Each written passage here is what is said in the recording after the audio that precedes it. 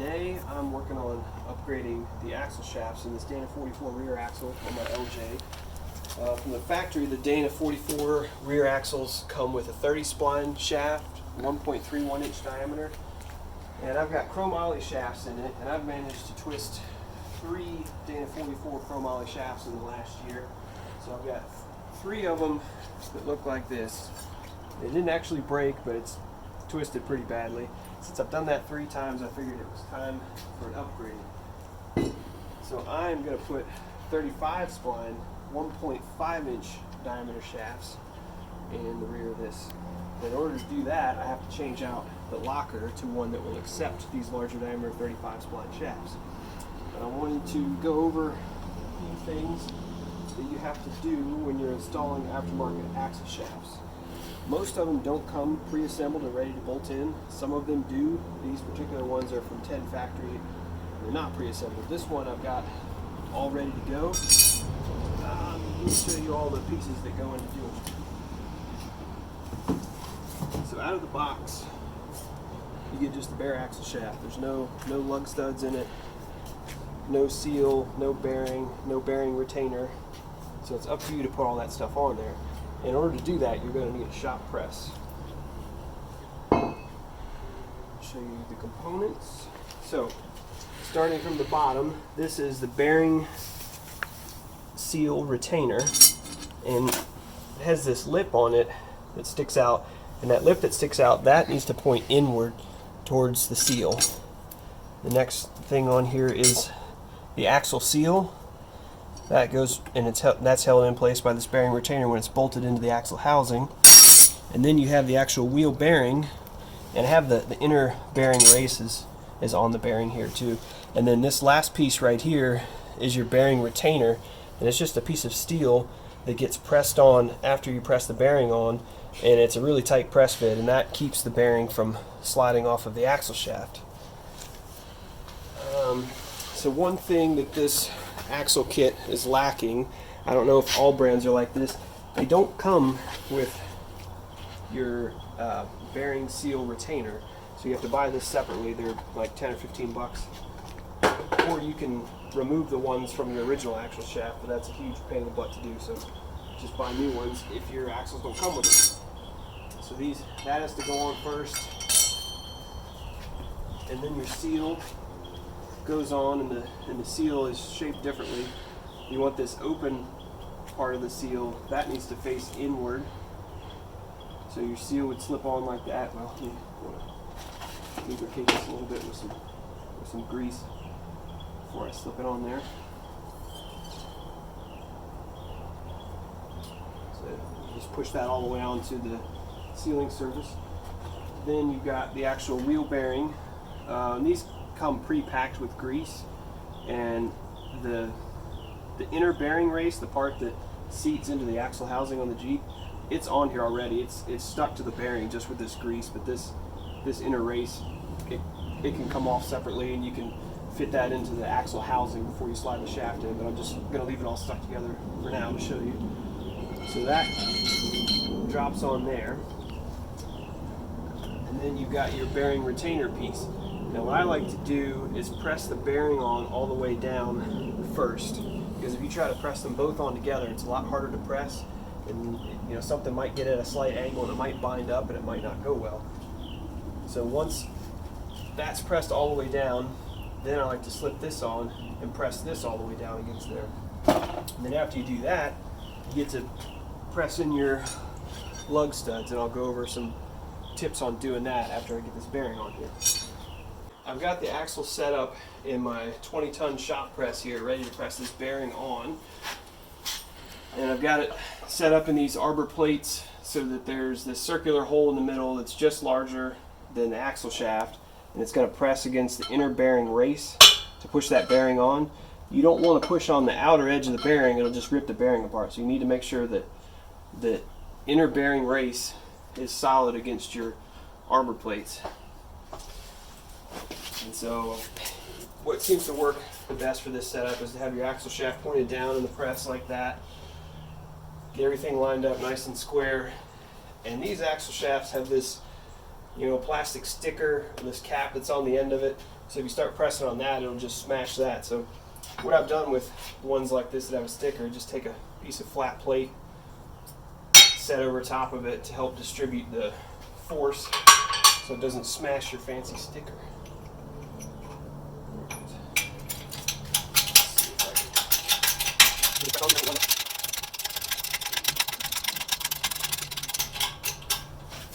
Alright, when I get the press close to the axle, I like to look at it from all angles and make sure everything is centered, because you don't want to start pressing off center and get anything at an angle. Everything goes much better.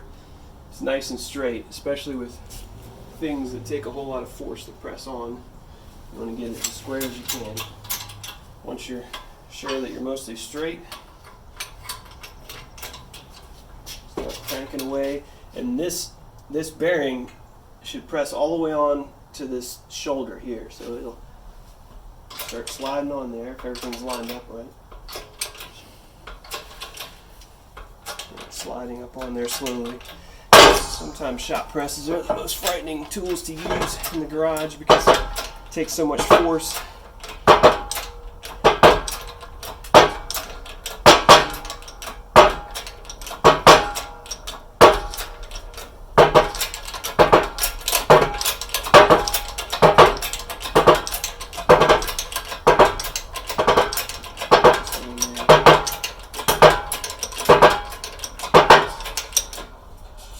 Okay, that bearing is all the way on there against the shoulder.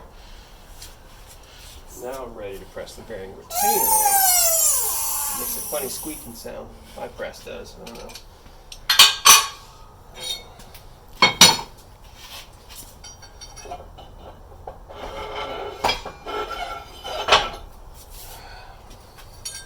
Okay, so the bearing, you can see it's pressed on all the way against that shoulder. And there's still room left on this machine surface here for that bearing retainer to get pressed on, and that takes a lot more force than this bearing did to press on, so that's even more scary to press on in the shop press, but we'll do that next. Alright, here is the bearing retainer, and some of these bearing retainers, one side of it will be slightly chamfered to help it get started when you go to press it on the axle shaft. This one, it's hard to tell. It looks kind of the same side to side. There might be a very slight chamfer to this side, so I'm going to put this side down, and I like to use just a little bit of grease or a little bit of gear oil, something on here just to help it get started when you go to press it on, because these suckers do take a lot of force to get on there. Drop that on there, wrestle the whole thing back in here.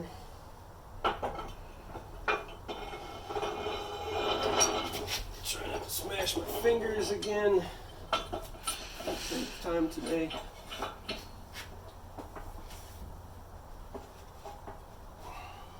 Okay, now making sure everything is lined up straight again.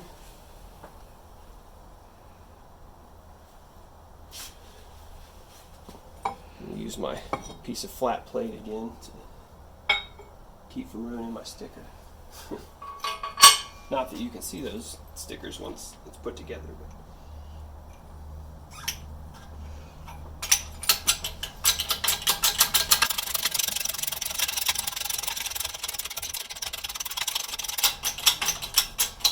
alright, almost there. Make sure everything is lined up as square as we can get it.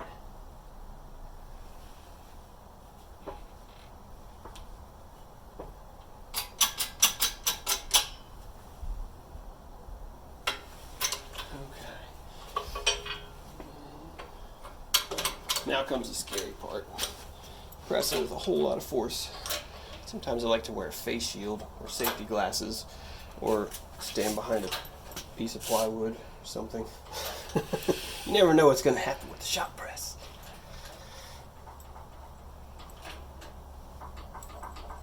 Is it moving? Oh, it's a lot of force. It's going to pop when it starts to move, and it's going to be startling.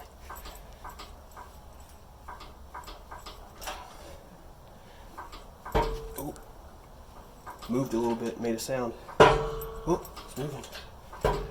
Something's happening. There we go. Once it starts moving, if you keep going with it, it'll go.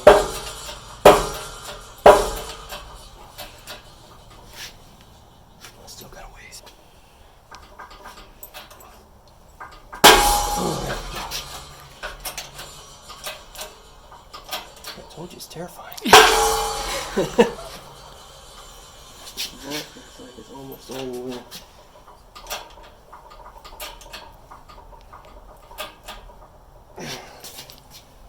And that is all the way seated against, let me get a bright flashlight.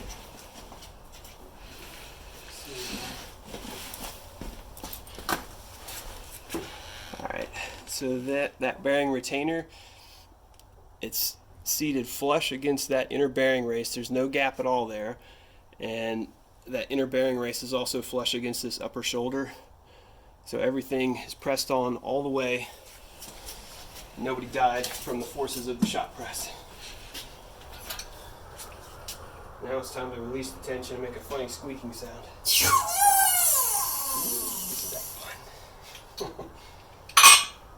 Alright, only thing left is to press in the lug studs on this one. Installing the lug studs on this axle shaft is the last step necessary to get it ready to bolt onto the Jeep. These axle shafts and most other aftermarket shafts come with two different bolt patterns. These have a 5 on 4.5 inch bolt pattern. It's these inner circles, and they have a 5 on 5.5 inch bolt pattern. I'm going to be using the smaller bolt pattern because I'm actually running 5 on 5 inch wheels on this, but I have an adapter that goes from 5 on 4.5 to 5 on 5. It's a long story. I'm planning on different things, so that's why I'm using that weird bolt pattern. Anyway, just decide which bolt pattern fits for your application. There's two most common ways to install these, and what normally you would do is put these suckers in through the back. You can put a washer on and then use a lug nut or a regular nut that's the right thread pitch, tighten it down on there, and then you can use an impact wrench to tighten this nut until it pulls the lug stud through so it's seated in the axle flange. The problem with using that technique with chromoly shafts is these flanges are a lot harder than regular mild steel axle shafts, so it takes a lot more tension to pull that lug stud through. So if you try to do it that way, sometimes what happens is it'll strip the threads right away on your whatever lug nut you're using to try to pull that through, or you risk stripping the threads on the lug stud that you're trying to pull through. Then you have to pound it out and start over again. So with chromoly shafts, what I like to do instead of that is, it's a little bit more cumbersome to do, but it guarantees you don't damage the threads on the lug stud. I like to use the press again and get it set up in the shop press here. Pinch my fingers again. It's part of it, I guess. Okay. Everything's in the way now. Alright. This time I just need to use one arbor plate. Okay, so I've got just the flange of it. The flange of the axle shaft above this arbor plate, and the back side of that lug stud is sitting flat on the arbor plate. I'm going to use a big socket that fits over top of that.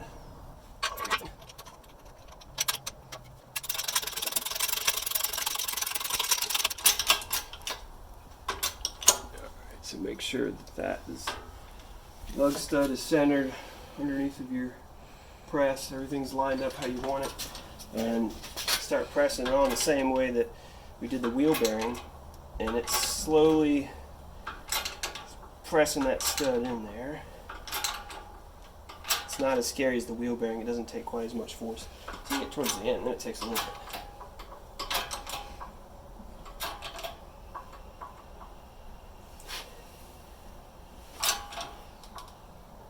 bit. Yeah, okay, so that's all the way in there now. So it's pressed in and threads aren't damaged. Everything's good to go. It's a little bit more awkward than just using an impact wrench and a nut to pull it on there. But I have seen these threads get damaged trying to pull them through these chromoly flanges. So I would recommend doing it this way. If you've already got a press for the bearing, you might as well press these in too so you don't damage them. I'll get the rest of them on and then it'll be ready to go in. Okay, I'm back at it out here working on putting this rear axle back together. And once I got everything torn apart, I thought it was just going to be straightforward, swapping out that ARB air locker for the 35 spline unit and putting in the 35 spline shafts. But what I discovered when I pulled the rear diff cover off was that my ring and pinion gear set was trashed. I had several chipped teeth on the ring gear, which I determined was due to improper setup. I'm not sure how long these gears have been in there or how they were set up. I wasn't the one that installed them. They came with the Jeep.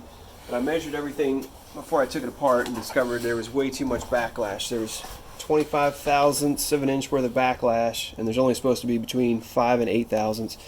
So see how these outer corners of several teeth are broken off. And if you have teeth that are broken off all the way to one side, that's a pretty good indication that the setup may not have been right. If you break a tooth clean off all the way across, all the way down to the root of the tooth, then you probably had good gear engagement. It's just too much force. That wasn't the case with this one. It wasn't quite set up right. So this afforded me the opportunity to go over some tips about gear setup. One of the most confusing things to a lot of people about setting up ring and pinion gears is the pinion depth. And there's two things that are critical to getting it set up right. One is the pinion depth, and the other is the backlash. I can demonstrate with these gears what those terms mean. Okay. So your pinion gear meshes with the ring gear, like so. When you're driving it, your drive shaft is spinning this pinion gear, that's turning the ring gear. The pinion depth is how far in or out from the ring gear this is. The backlash is how close to the ring gear it is. So if you have more backlash, it's farther away. Less backlash, it's closer to the gear. Backlash is pretty straightforward for setting up on. Most people understand how to do that. You use shims on either side of the carrier that's going to move your ring gear left or right for the backlash. The pinion depth is where it gets a little bit confusing. There's an easy way to figure it out without special tools. There are special pinion depth gauges you can use to measure pinion depth and figure out what shims and what adjustments are necessary. Most of the time you don't need those tools because most pinion gears are marked with some numbers on them. The top number, the number 178, that just refers to set of gears that it is. There's a matching number on the ring gear. It also has that number 178 on it, so you know that this is a matched set because the pinion gear and ring gear are machined to match up together. You can't use this with a different ring gear or it won't mesh right. The other number on the bottom, this 4.312 number, that refers to the pinion depth. And that pinion depth measurement is where most people get lost. So I tried to draw up a rudimentary sketch here of information about Dana 44 pinion depths. I'll explain these numbers at the top here in a second. But this is my ugly drawing of the ring gear and the pinion gear. And this dotted line right here, this indicates the center line of the ring gear. This dotted line right here represents the back face of that pinion gear or the front face of the pinion gear, depending on which way you're looking at it. This dotted line right here represents this back face of the pinion gear. So the distance between the center line of the ring gear and one of those two reference points, whether it's the front face or the back face, is your pinion depth measurement. And there's two different numbers here because some books will give you this 2.625 inch value. That's the distance from the center line of the ring gear to this front face of the pinion on a Dana 44. That would be the standard depth from that reference point. The standard depth for the rear reference point is 4.312. So sometimes in some books you'll see it written that way. So what do you do with that information? Well, if you know what the standard depth is, then you can compare that to what is inscribed on the gear. Since this gear has 4.312, then that is the same as the standard depth. So there's no pinion depth adjustment needed beyond standard depth. So if you pulled a gear out that had that marking on it and you put another gear in with that same value on it, you don't need to change your pinion shims. The pinion depth is going to be right on. Let me grab my new gear, because the new gear uses the other reference point and it has a different number on it. This one's not quite as cleaned off yet. See if you can see that with the camera. This has 2.624. It's hard to read, but it's 2.624. So that means that it is 1/1000th of an inch less than what this standard value is. Let me write that down here. 2.624 is what the new one is. So that means it's 1/1000th of an inch less from the center of the ring gear to the face of that gear. And that is the specified value for that specific gear set. So that means the pinion gear needs to move inward towards the center of the ring gear by 1/1000th of an inch from its current setting. So in order to move the pinion gear inward, shims need to be added between the pinion gear bearing and the axle housing, where the bearing race seats into the housing. And that's going to move the pinion gear inward and get that set right. And I can show you where that goes once I get that installed.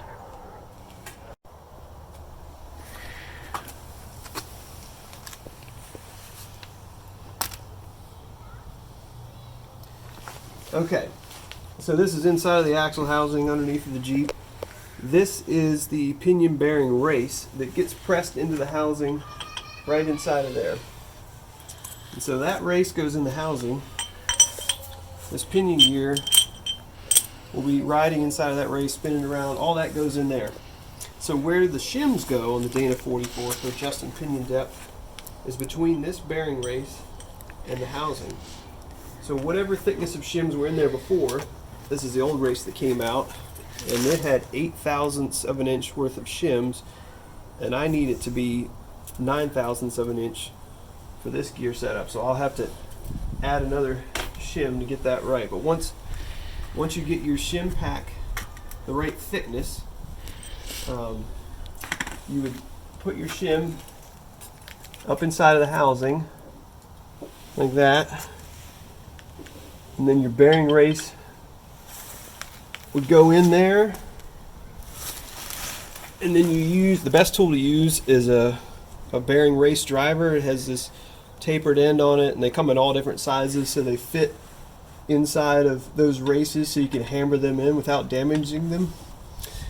And so you bang that in there until that's seated all the way, and then your pinion depth should be spot on. And in the end, everything will be checked with marking compound to make sure that contact pattern looks right. And if you need to readjust the shims, you can. But if you use the numbers and you understand what they mean, 9 times out of 10 you can get it right the first time and not have to take it apart 100 times.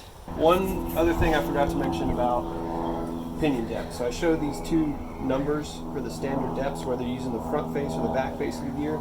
This other number, the 0, is because sometimes a gear set will not have this full measurement on it. It will just have a 0 or something like a +1 or maybe a -2.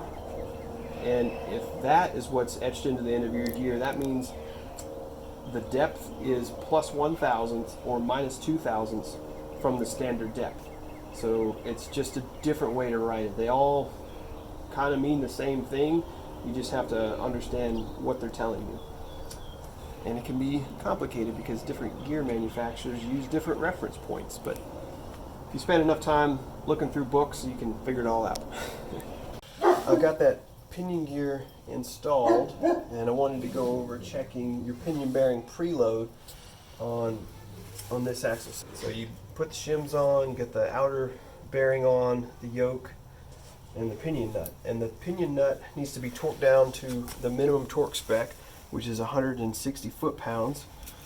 Once you have that torque to spec, you can check the bearing preload, and the way you check that is by checking this rotating force, how much force it takes to turn it.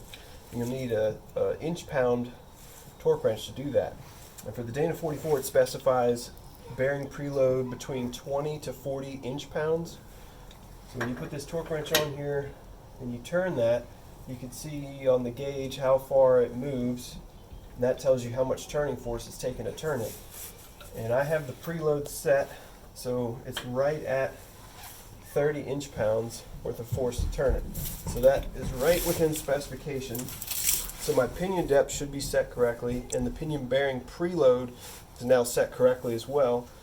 So now I'm ready to put the carrier, put that ARB locker in there, and then get the backlash set up and verify that I have correct pattern when I put the gear marking compound in.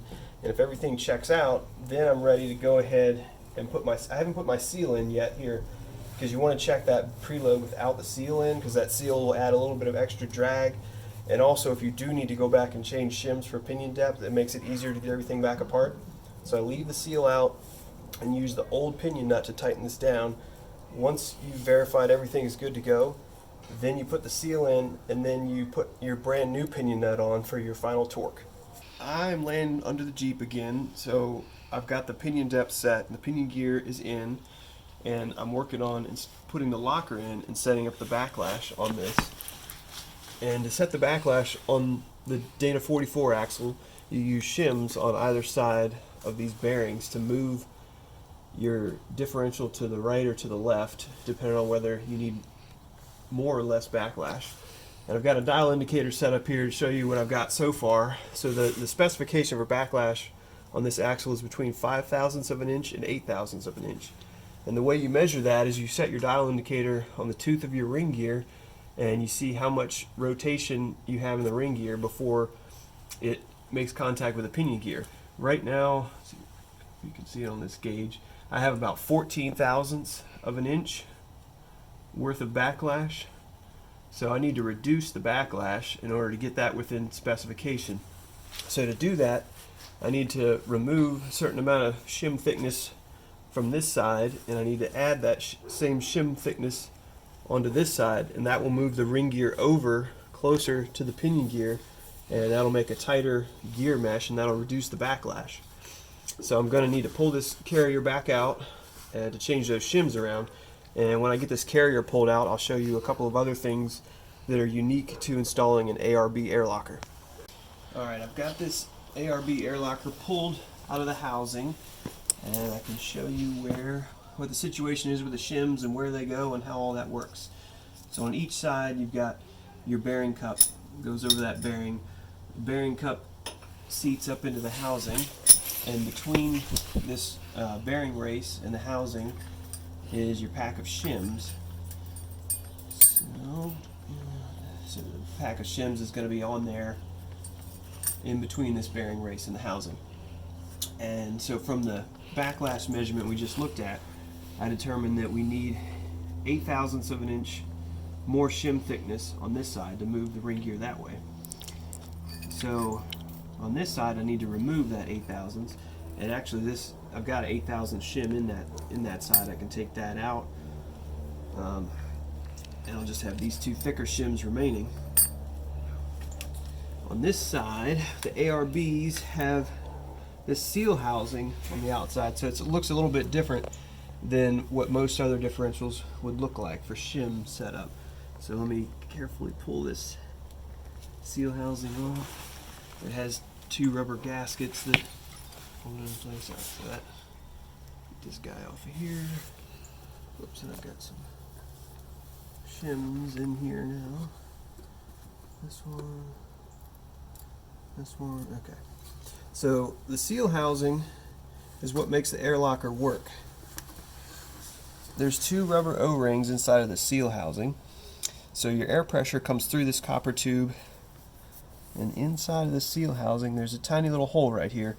So that air pressure comes into this part, and that air pressure is held between these O-rings on either side of this groove in the middle.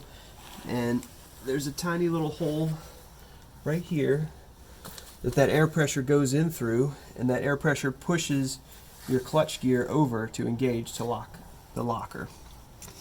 So if you ever have leaks in your air locker, sometimes these O-rings in the seal housings can go bad and create that internal air leak. If you've got an air leak and it's not on any of the external air lines, it's most likely in the seal housing, and you can get replacement seal housings for fairly cheap.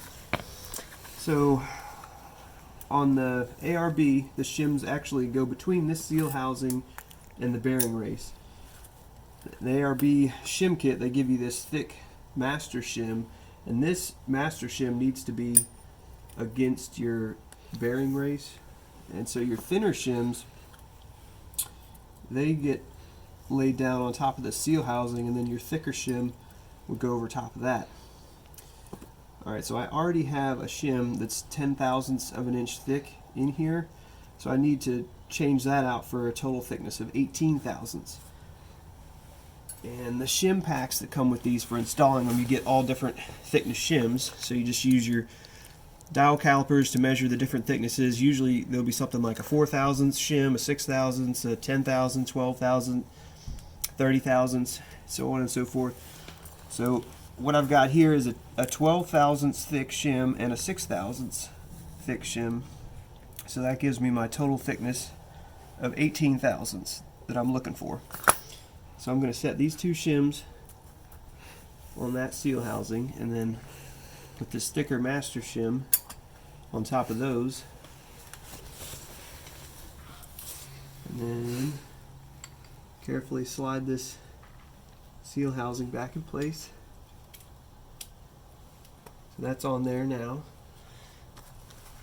and then I will be ready to reinstall this, and that should give us our proper backlash at this point.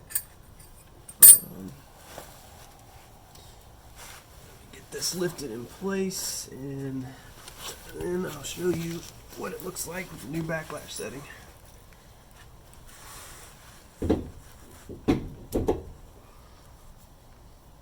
Oh wait, one other thing before I put this back in.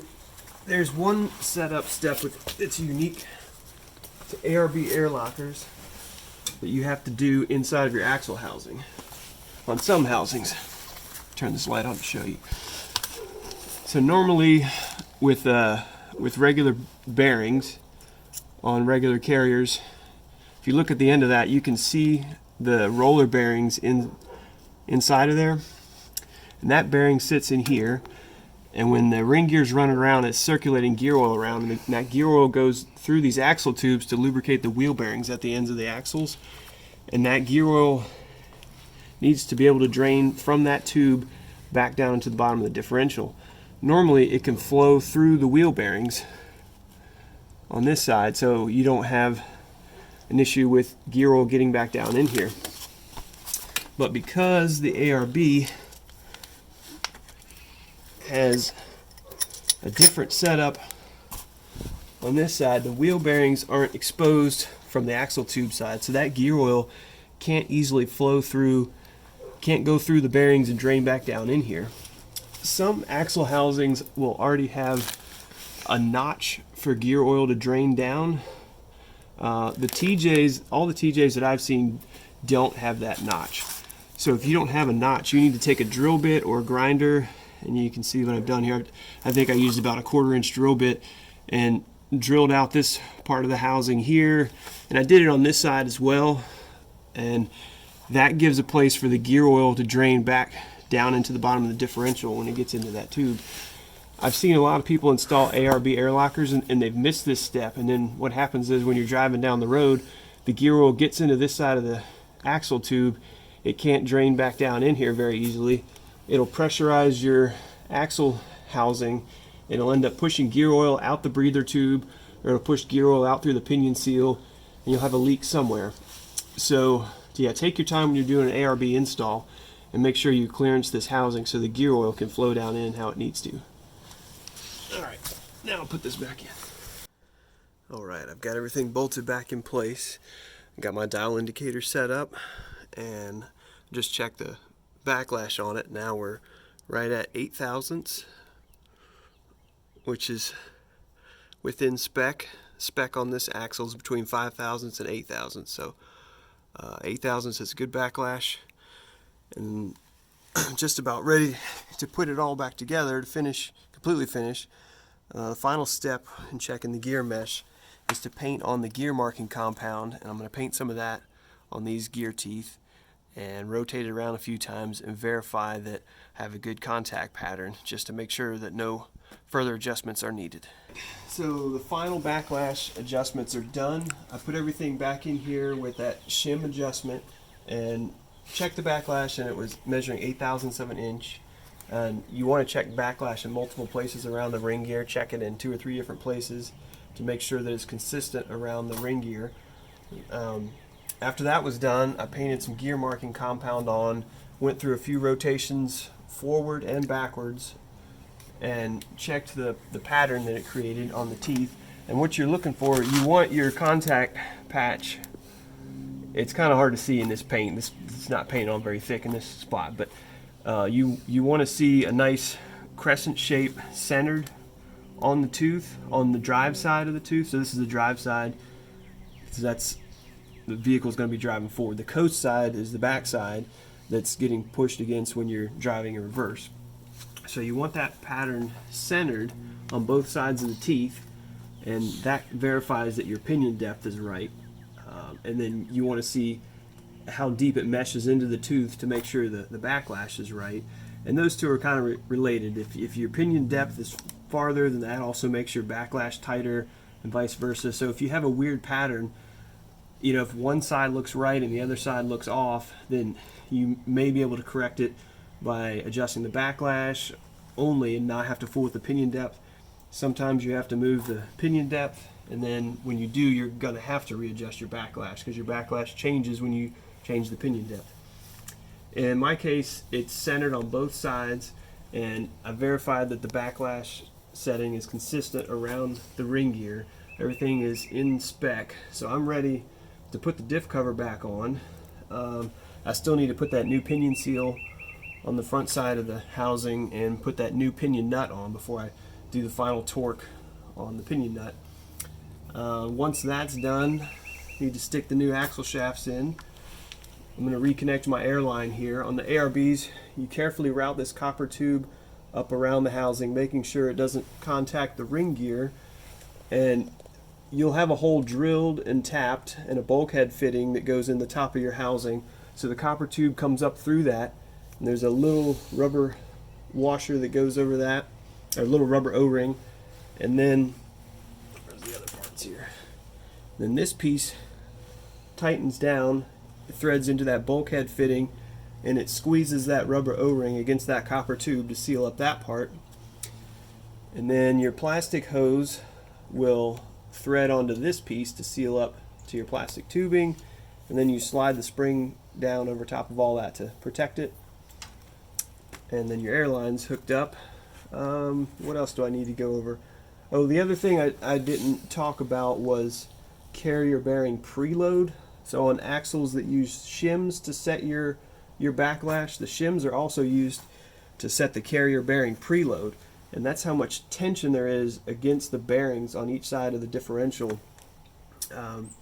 When I disassembled this thing initially, took the bearing caps off, the locker that was in here just slid right out, and you know, that was a good indication that there wasn't enough preload on these bearings. On this Dana 44 axle, the factory service manual calls for 0.008 of an inch worth of preload. So that means whatever your total width is from bearing cap surface to bearing cap surface in the housing, the total thickness of all your shims and your carrier together needs to equal that distance plus 0.008 of an inch. So you would fill that whole space and then add another 0.008 thickness worth of shim in order to put tension on those bearings. Without enough tension on those bearings, they can move around a little bit, and that's going to cause premature bearing failure. It can cause the gear pattern to shift and cause all kinds of problems. So you have to make sure you get that bearing preload right. You can use a case spreader to spread the case to get all those shims in there. I don't typically do that. On these you can do it without that. Those thicker master shims that I showed you earlier, you use one of those as the last piece that goes in. You put all the thin ones in, and then you have that thick shim, and you can use a screwdriver to pry everything over, and then you get one edge of that thick shim started, and then you carefully tap that shim all the way in flush, and it'll squeeze its way in there, and that'll put tension on everything. Some axles, like 1-ton axles, they require a lot more bearing preload, and you do have to use case spreaders on some of those bigger axles because they just require too much pressure, and if you tried to just hammer it in there, you would end up damaging the shims. But on a Dana 44 or a Dana 30, you can do it without a case spreader. Alright, well, I'm going to get this wrapped up and filled up with gear oil, and then I'll be ready to drive off-road again. The axle shaft install is almost complete. I've got the passenger side shaft in, ready to go. Driver side I was getting ready to put in, and there's one quick tip that I wanted to go over on the driver side shafts on these TJ Dana 44 axle housings. So check this out. This is the 30 spline shaft right here with the twisted splines. 35 spline, much beefier, yes. Alright, look at this spot right here on the axle shaft. See where that mark is? Where it looks like that's been rubbing against something? So I discovered what that was from. Right here on the housing, this is the junction block for the brake lines. So you got your two hard brake lines come together, this junction block. It's also where the breather tube attaches for the axle housing. So this piece that the breather tube attaches to, it goes through that junction block and it threads into the housing. And what was going on is that threaded portion was sticking down inside the housing a little too far. It was, oh, it's dark in there now, probably can't see in there.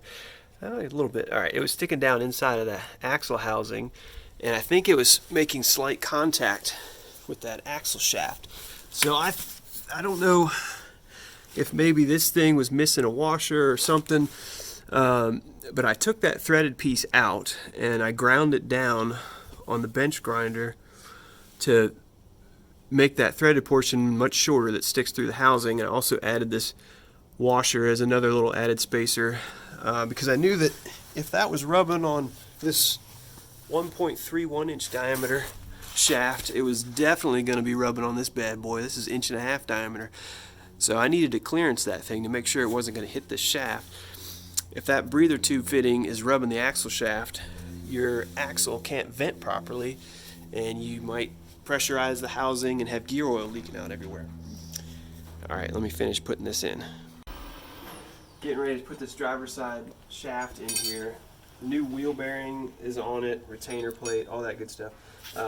On these Jeep axles, these retainer plates, they have a little notch right here. It's only on one side of the retainer plate, not on that side, just on this side. That notch is meant to clear this rivet that is in this brake backing plate. So when you slide this thing in here, make sure that this notch is down on that rivet. There's been a time or two where I've been slide these things in there, and then you go to bolt it on, and then this retaining plate won't go down all the way, and that's because this clearance spot was up instead of down. So that's just another quick tip. Make sure that lines up with that when you put these together. In we go.